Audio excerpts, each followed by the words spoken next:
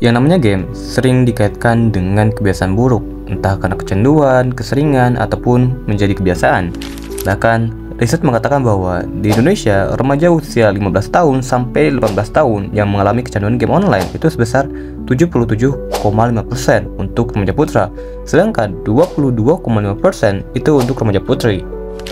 Dan faktanya adalah banyak sekali orang-orang yang menganggap game itu sangat sekali buruk dan berdampak tidak baik untuk anak remaja. Tapi di balik itu semua, memang ada dampak baiknya dari orang-orang yang bermain game. Dan sebelum kita membahas dampak baiknya dalam bermain game, kita pahami dulu, apa sih yang membuat kita kecanduan dalam bermain game? Menurut psikolog dan terapis menjelaskan bahwa seseorang dapat dikaitkan mengalami gaming disorder jika bermain game menjadi prioritas utama dalam aktivitas lain, tidak mampu mengontrol ataupun mengurangi durasi bermain game meskipun menghadapi konsekuensi yang negatif. Dan jikalau perilaku ini berlangsung secara konsisten selama setidaknya 12 bulan, berarti kalian mengalami kecanduan bermain game. Dan faktor yang memicu dampak menurut psikolog ialah yang namanya kecanduan game seringkali tidak berdiri sendiri, dan banyak ahli menemukan bahwasanya kecanduan game ini terkait dengan kondisi lain seperti kecemasan sosial, depresi, ataupun trauma. Dalam beberapa kasus, game selalu menjadi pelarian dari tekanan ataupun perasaan yang tidak mampu menghadapi tantangan di dunia nyata. Dan mereka juga sering mencari pengakuan ataupun validasi dari teman-teman daring ataupun online yang dalam tanda kutip yang bisa memperparah ketergantungan mereka terhadap game. Dan ini mungkin juga berlaku sama seperti pemabuk ataupun pemakai obat-obatan terlarang. Tapi jikalau kebiasaan ini tidak ditangani dengan serius, kebiasaan kecanduan game ini bisa berdampak menjadi berbahaya, dan dampaknya itu panjang, termasuk masalah kesehatan mental, ataupun bahkan dalam kasus terbesarnya ialah bunuh diri. Dan setelah kalian pahami apa yang tadi sebutin, kita langsung ke poin, yaitu dampak positif dari bermain game.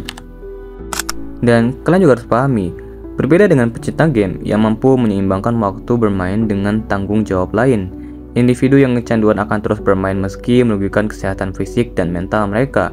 Misalnya, mereka mungkin mengabaikan kebutuhan dasar seperti makan, tidur, bahkan keahlian hubungan sosial ataupun mengalami penurunan prestasi akademik. Dan dampak positif dari bermain game yang pertama ialah melatih kemampuan menyelesaikan suatu masalah. Hal ini dikarenakan untuk menyelesaikan sebuah permainan dalam video game, anak harus menyusun strategi, mencoba pendekatan berbeda, serta menemukan keputusan dengan cepat dan tepat pada waktu yang singkat. Dan yang kedua ialah menambah pengetahuan baru. Banyak sekali game-game yang dalam konteksnya malah mengajari bagaimana cara belajar ataupun bagaimana cara bermain yang tepat dan bagaimana cara membuat strategi. Contohnya ada sebuah game Minecraft. Dalam game tersebut, kita mengajari bagaimana cara bermain kreativitas ataupun bagaimana cara kita bertahan hidup. Dan ada sebuah mode dalam Minecraft yaitu mode education. Di dalam game Minecraft kita banyak sekali belajar entah kreativitas ataupun belajar bagaimana cara bertahan hidup. Dan hal ini yang nantinya secara tidak disadari akan mendorong minat anak untuk mencari tahu lebih lanjut mengenai informasi yang menarik minatnya itu. Dengan begitu, anak yang bermain video game bisa mendapatkan pengetahuan yang lebih baru ataupun lebih banyak. Dan yang ketiga ialah melatih kemampuan berbahasa anak. Di tahun 2025 ini, di mana teknologi yang sangat sekali canggih, bahkan game-game pun sudah dirancang sedemikian rupa supaya mereka juga bisa dapat belajar.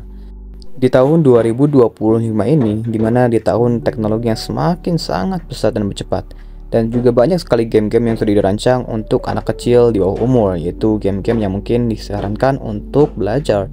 Dan untuk anak remaja, game-game yang dalam konteksnya malah mengajari bahasa anak itu juga banyak.